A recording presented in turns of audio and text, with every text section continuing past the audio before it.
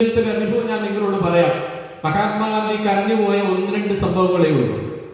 ഒന്നോ രണ്ടോ മൂന്നോ സംഭവങ്ങളേ ഉള്ളൂ മഹാത്മാഗാന്ധി കരഞ്ഞുപോയി. ഒന്ന്, അദ്ദേഹത്തിന്റെ സർവ സമയത്തും കൂടെ ഉണ്ടായിരുന്ന ദേശായി എന്ന് പറയുന്ന ഒരാളാണ്. ദേശായി എന്ന് പറയുന്ന ഒരാൾ അദ്ദേഹത്തിന്റെ മരണത്തിൽ അദ്ദേഹം കരഞ്ഞുപോയി എന്നാണ് പറയുന്നത്. അതിനെക്കുറിച്ച് പിന്നീട് വായിക്കപ്പെട്ടിട്ടുള്ളത്, ദേശായി ഇങ്ങനെ മരിച്ചു കിടക്കുന്ന സമയത്ത് മഹാത്മാഗാന്ധിക്ക് അദ്ദേഹത്തിന്റെ മരണം ഉൾക്കൊള്ളാൻ കഴിഞ്ഞില്ല. അദ്ദേഹത്തോട് പറഞ്ഞു, ഇങ്ങനെ ദേശായി മരണപ്പെട്ടു പോയല്ലോ എന്ന് അദ്ദേഹം പറഞ്ഞു, എനിക്ക് വിശ്വസിക്കാൻ കഴിയുന്നില്ല. ഞാൻ അദ്ദേഹത്തെ ഒന്ന് വിളിക്കും. എൻ്റെ വിളി കേട്ടാൽ, ഞാനൊന്ന് ദേശായിയെ വിളിച്ചാൽ ഏത് അബോധാവസ്ഥയിലാണെങ്കിൽ പോലും അദ്ദേഹം ഉയർന്നു വരാതിരിക്കില്ല. അതുകൊണ്ട് ഞാനൊന്ന് വിളിക്കട്ടെ എന്ന് പറഞ്ഞുകൊണ്ട് ദേശായിയുടെ മരിച്ചു കിടക്കുന്നിടത്ത് മഹാത്മാഗാന്ധി ദേശായി എന്നൊന്ന് വിളിച്ചു കേട്ടില്ല. ദേശായി എന്ന് 2 പ്രാവശ്യത്തിലൂടെ വിളിച്ചു, വിളി കേട്ടില്ല. മൂന്നാമതും വിളിച്ചു. എന്നിട്ട് അദ്ദേഹം പറഞ്ഞു, ദേശായി മരണപ്പെട്ടു പോയി എന്നെനിക്ക് ഉറപ്പായി. കാരണം അദ്ദേഹത്തിന്റെ ജീവിതത്തിന്റെ ജീവാത്മാവിന്റെ ഒരു അംശമെങ്കിലും അദ്ദേഹത്തിന് ഉണ്ടായിരുന്നുവെങ്കിൽ എന്റെ വിളിക്ക് ദേശായി ഉത്തരം പറയുമായിരുന്നു. കാരണം ഞാനാണ് ദേശായി, എന്റെ ശബ്ദമാണ് ദേശായി എന്നുള്ളത്, എന്റെ ജീവന്റെ ഭാഗമാണ് ദേശായി. രണ്ടാമത് കരഞ്ഞത് അദ്ദേഹത്തിന്റെ പ്രിയഭഗ്നി. ആരാ പ്രിയഭഗ്നി? മഹാത്മജിയുടെ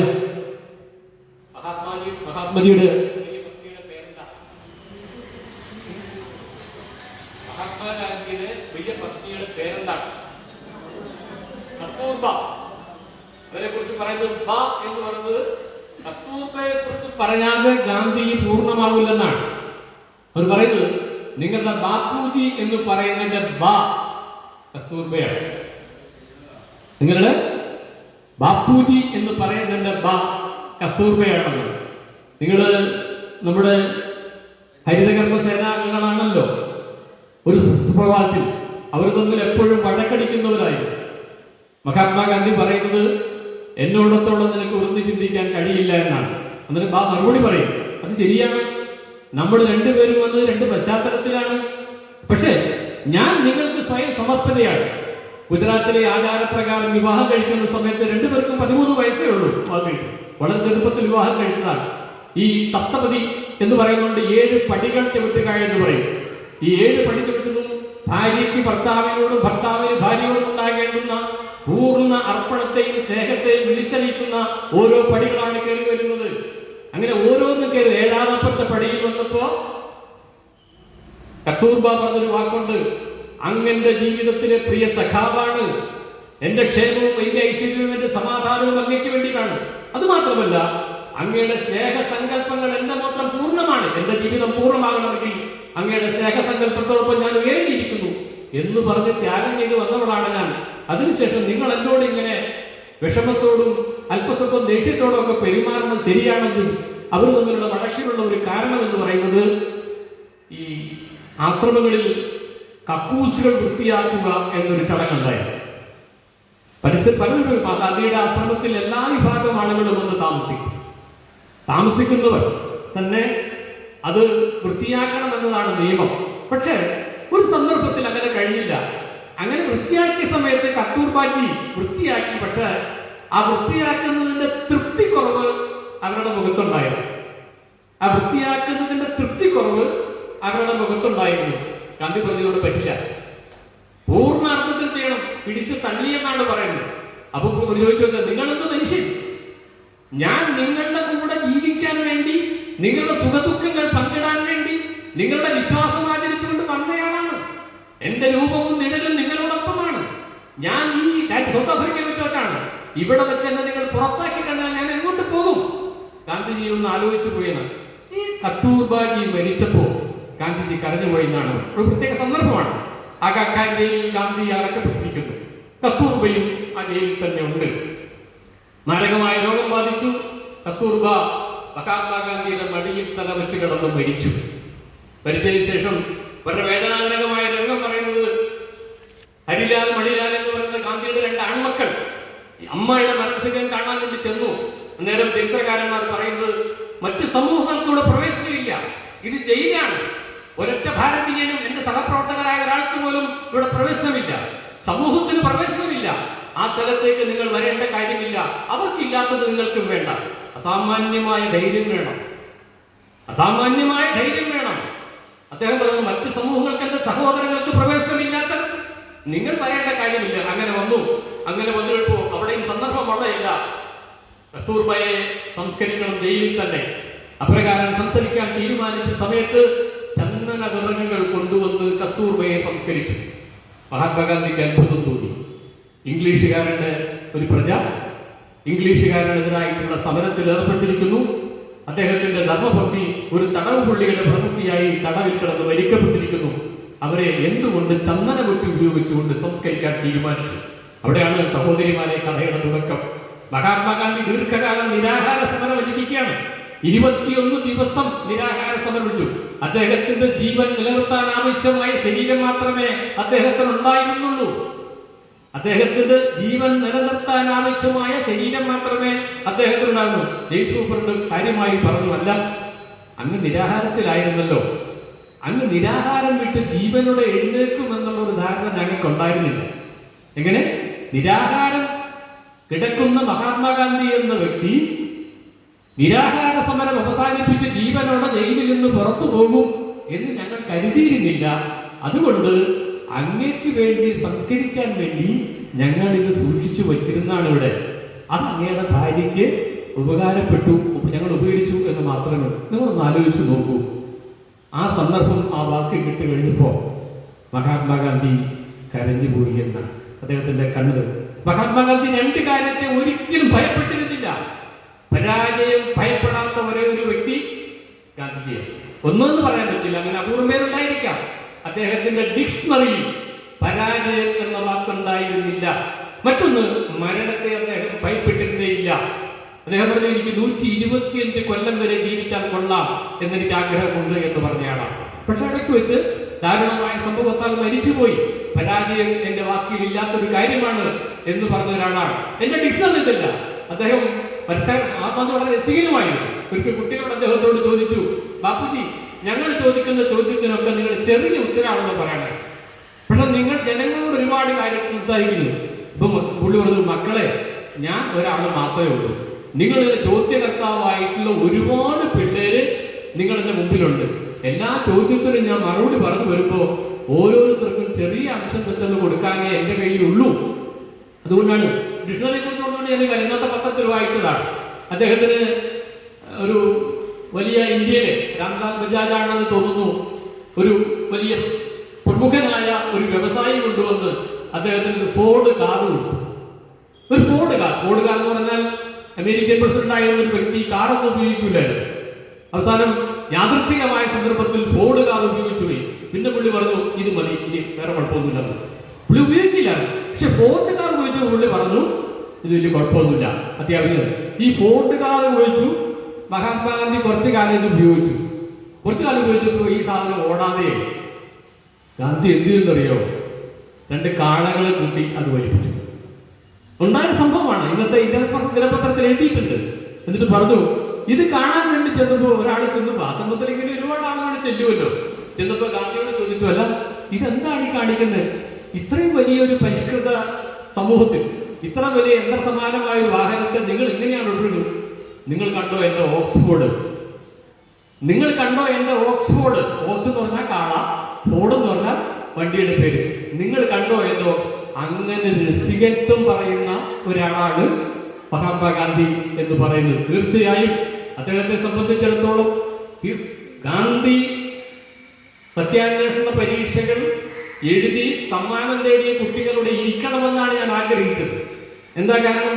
ആ സമ്മാനം നേടി അഭിനന്ദിക്കുക മാത്രമല്ല, 1869 മുതൽ 1948 ജനുവരി മാസം 30 വരെ അവരൊന്ന് പാരായണം ചെയ്ത് പുറകോട്ട് പോവുകയും 1948 ജനുവരി മാസം 30 വെള്ളിയാഴ്ച വൈകുന്നേരം 5:10 കഴിഞ്ഞ ആ സന്ദർഭത്തിന് ശേഷം 2024 സെപ്റ്റംബർ മാസം ഒക്ടോബർ മാസം 2 വരെ കാലവും ഒന്ന് വിഭേദിച്ച് പഠിക്കാൻ വേണ്ടിയിട്ട് അത് ഉപകരിക്കണമെന്നാണ് അഭിപ്രായം. കാരണം ആ പഠിത്തം അവരുടെ ജീവിതത്തിൽ മാറ്റി നിർത്താൻ സാധ്യമല്ല.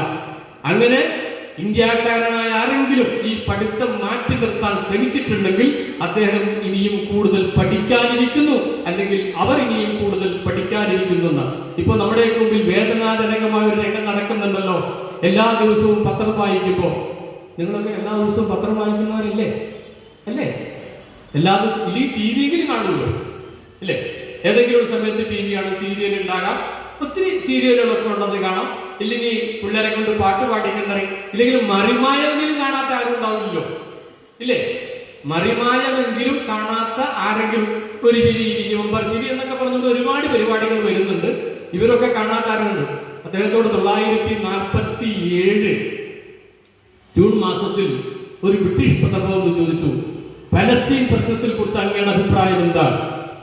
ആയിരക്കണക്കിന് കുഞ്ഞുങ്ങളും വൃദ്ധന്മാരും കുട്ടികളും സ്ത്രീകളും അവരുടെ സ്വത്തുവകകളും നശിച്ചുകൊണ്ടിരിക്കുന്ന ഒരു സന്ദർഭത്തിൽ അന്താരാഷ്ട്ര കോടതി മുതൽ ഐക്യരാഷ്ട്ര സംഘടന വരെ പറഞ്ഞിട്ട് പോലും തീരുമാനമാകാത്തൊരു വിഷയത്തിൽ കൊലപാതകങ്ങളും ചുട്ടരിക്കലുകളും പലായനങ്ങളും നിർമ്മാണം ലോകത്ത് ഇന്നേ വരെ കാണപ്പെട്ടിട്ടുള്ള, എഴുതപ്പെട്ടിട്ടുള്ള, പറയപ്പെട്ടിട്ടുള്ള, വായിക്കപ്പെട്ടിട്ടുള്ള എല്ലാ നീതി സംവിധാനത്തോടും വെല്ലുവിളിച്ചുകൊണ്ട് പോകുന്ന ഒരു സന്ദർഭത്തിൽ അത്രയോ വർഷം മുമ്പ് 1947